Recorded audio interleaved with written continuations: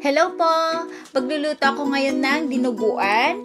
So, ipapakita ko sa inyo kung paano ako magluto nito. Ang tawag dito sa Ilocano is dinardaraan. So, itong recipe na to is nakalakihan ko ng recipe. So, gusto ko siyang i-share sa inyo para makita nyo kung paano ako magluto nito.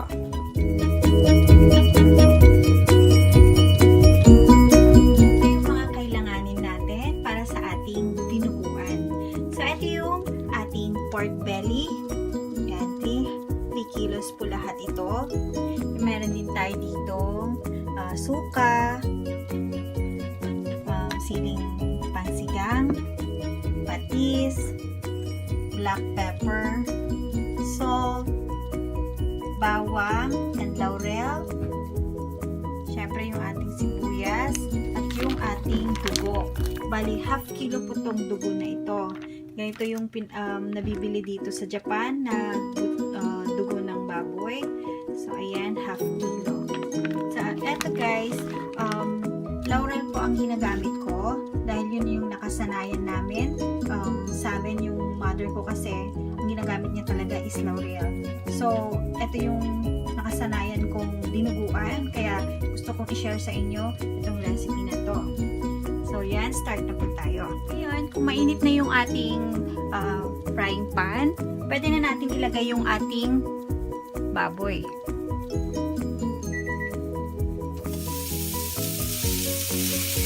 Ang gagawin ko lang dito, pagmamantikain ko muna itong ating pork bago tayo maggigisa.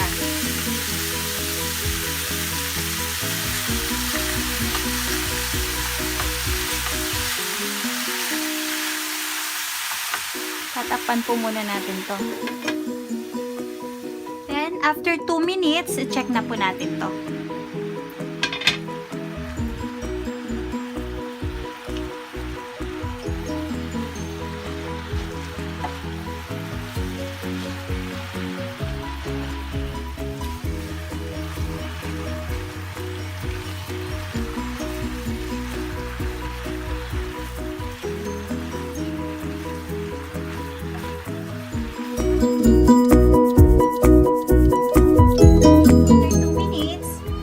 Natin to.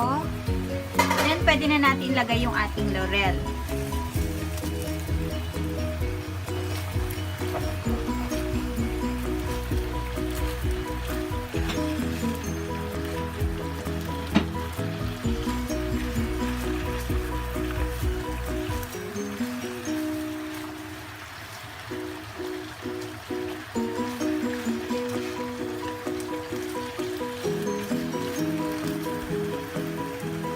Then, sunod natin ilagay yung ating black pepper.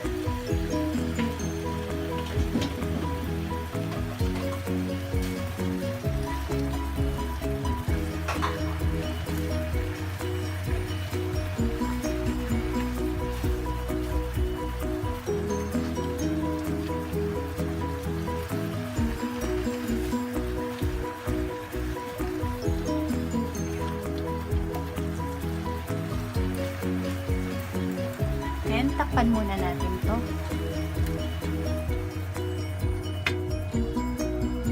Ayan, check natin to. Kung nakikita nyo, meron na siyang sabaw. Nagsabaw siya. Ayan. Hanguin natin to.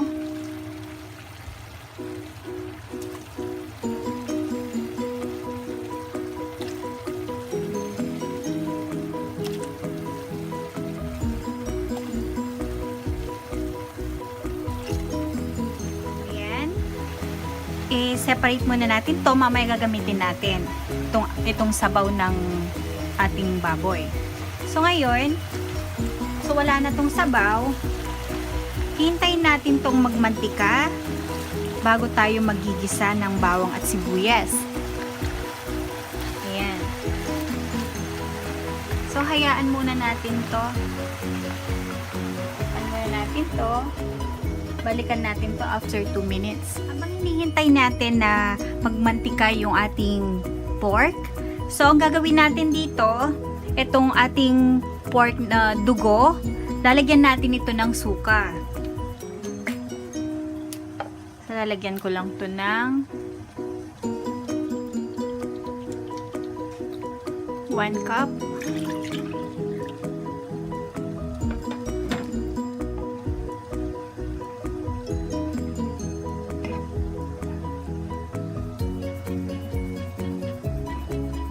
Ngayon, may buo-buo pa kasi yung tugo na nabili ko. Ayan, kung nakikita nyo, may buo-buo pa siya. Kasi, hindi kasi nila binabad sa suka. Bali, pure na dugo kasi yung na-order dito, kaya may buo-buo siya. So, ang ginagawa ko, gagamitan ko siya ng blender.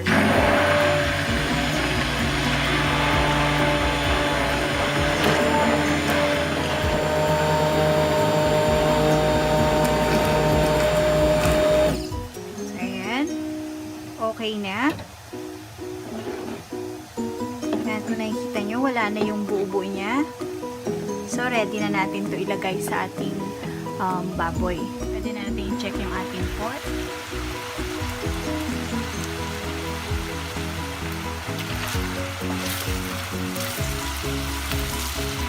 So, ayan, kung nakikita nyo, nagmamantika na siya. Pwede na natin dito ilagay yung asin.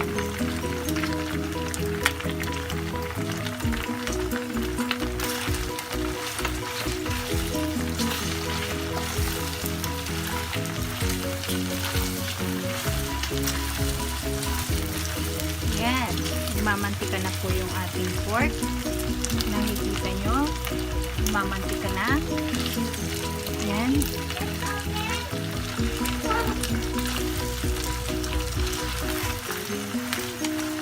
Natin ilagay yung ating patis.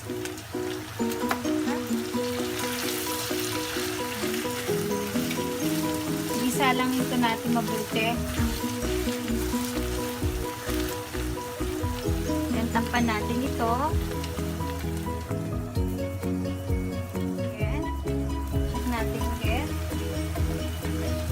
Yan, kung nakikita nyo, nagmamantika na siya.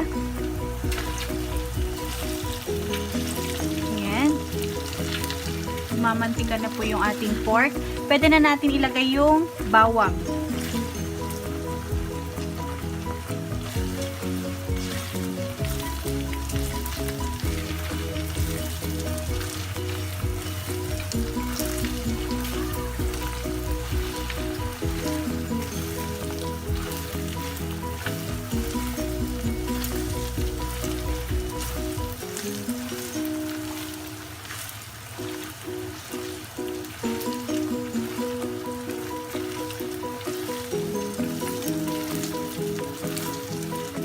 Yung ating sibuyas.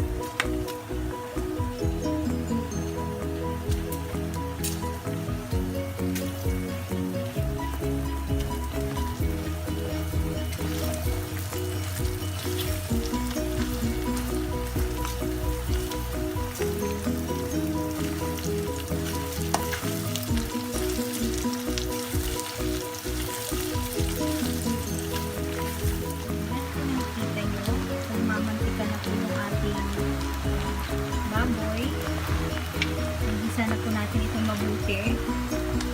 Ayan. Pwede na natin lagay yung suka.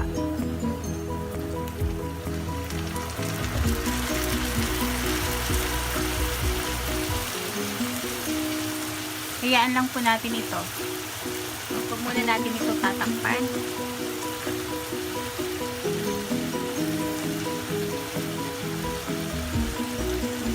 Papasingawin muna natin yung suka na nilagay natin para mabango.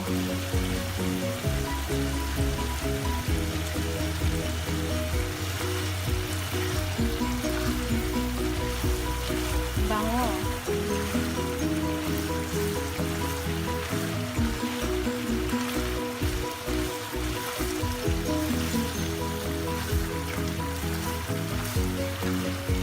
Pwede na natin ilagay yung dugo.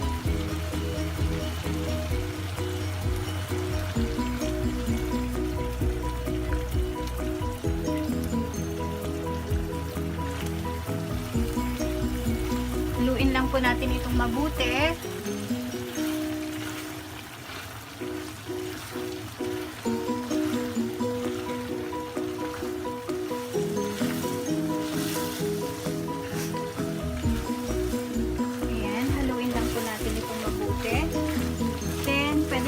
ilagay yung sabaw na tinanggal natin kanina.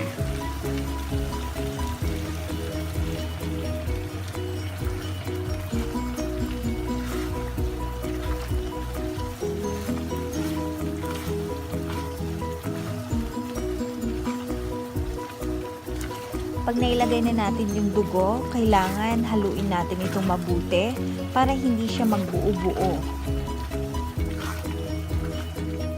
And nahalo na natin itong mabuti, pwede natin itong takpan. Ayan.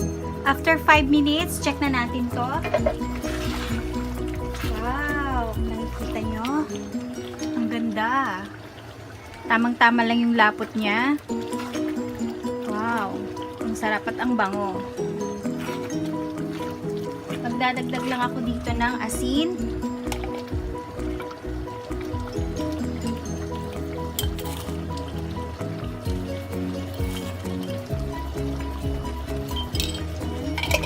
Then, haluin natin ito.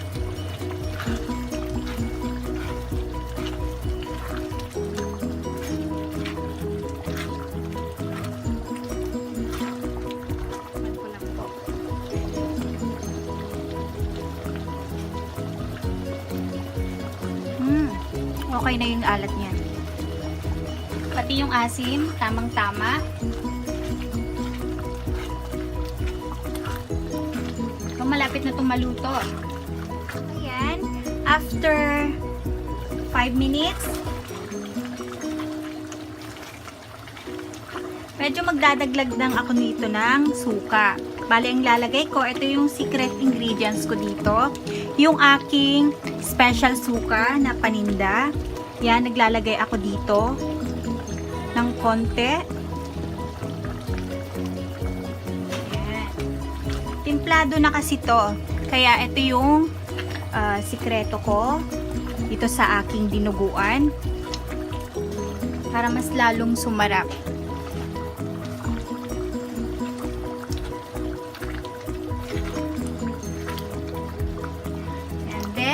Pwede na natin ilagay yung siling pangsigang. So, ayan. Ito na yung ating dinuguan. Yan. Sa Ilocano, dinardaraan ang tawag dito. Yan. Ito na po yung ating dinardaraan. Yan. Dinuguan. Ang sarap. Ang bango. Wow. Kasi, pinagmantika muna natin yung baboy bago tayo naglagay ng dugo. Kaya mabango siya. Kahit tamang-tama lang yung lapot niya. Yan. Ganitong klaseng dinardaraan o dinuguan ang gusto ko. Yan, ayoko ng masabaw. Ayoko din ng masyadong dry. Tamang-tama lang. Ayan.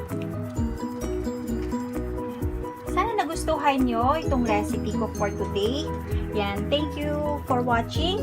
Please like and share and subscribe na rin po for more videos.